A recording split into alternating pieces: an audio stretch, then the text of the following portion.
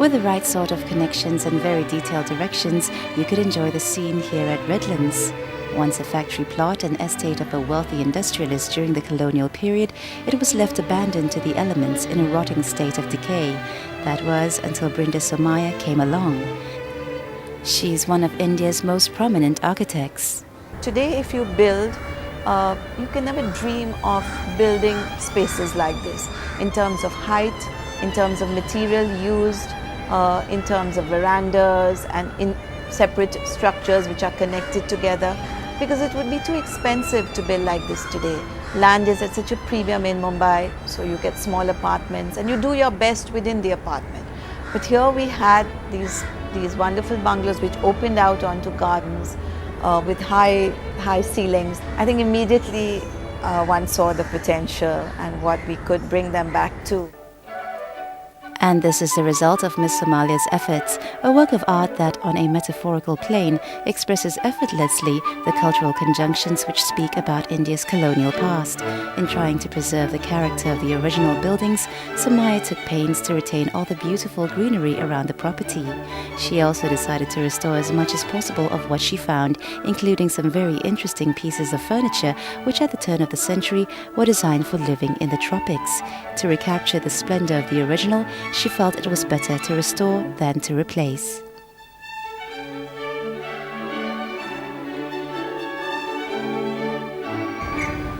Well, for me, I wouldn't say I'm frugal, but I don't like waste. And recycling material has always been something I've done for the last 25 years.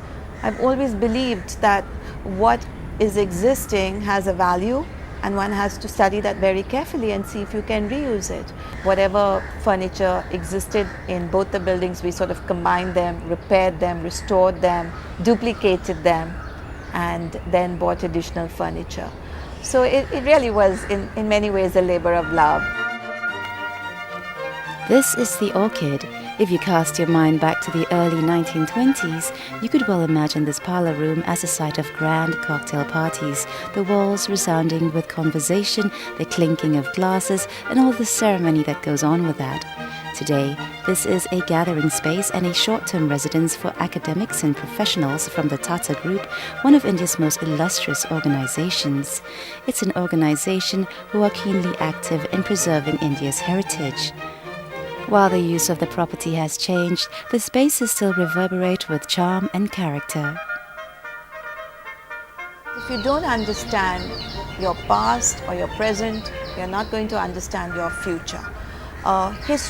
Jane Jacobs, who wrote The Death and Life of Great American Cities, she said she's given several things that are required for people to feel comfortable in a city. And one of the main things is you must have old buildings. To achieve the transformation from single resident to multiple, the architect had to redefine the spaces around this house. Private rooms became common spaces and conducive settings for people to stop, meet, and interact.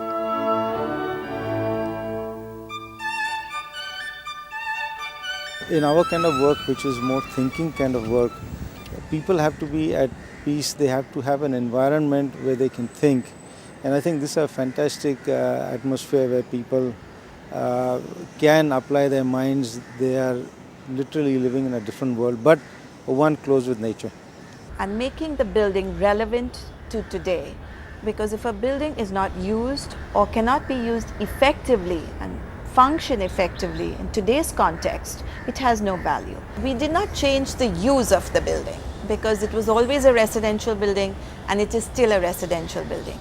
But I think here the difference was from a single occupier or a single home owner, it now has multiple owners because it's used for several families as a guest house. It's also used for lunches and dinners when people come in to the rest of the campus. So we had to create special public spaces, which I've done here with the living and dining areas, and then the sit out, which you have seen, as well as the kitchen and service areas had to be considerable and enlarged to take care of a different use. Restoration work was also done on another bungalow just nearby, this one an Art Deco structure. It's called the Lotus, named perhaps after its very dramatic circular entranceway. Nestled under a lush canopy of greenery, so the whole house very literally embraces the nature around it.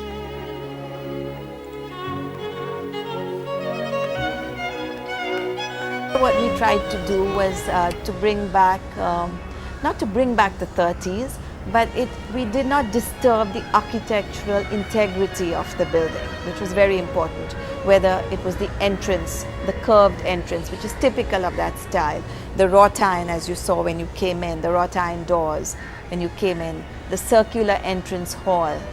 All these are typical characteristics of an Art Deco style of building. So we retained all that. There also we had to repair the building, we had to take care of waterproofing, and we bought a lot of new furniture for that building.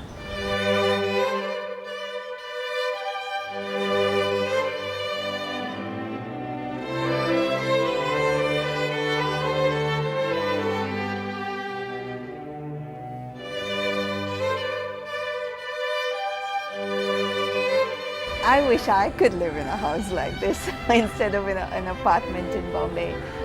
I mean, what would you say? I mean, just sitting out here, getting away from the noise of the city, enjoying nature. I mean, today this is something which is fast disappearing in Bombay. It's truly a luxury. And the few sites or the few people who have this, I think they must save it not just for themselves, but for the country as well. And it's not elitist. You know, often conservation is associated with an elitist connotation. It's not true at all. You know, whoever comes in here, everybody enjoys it. It doesn't matter whether you're living here or just coming to see it.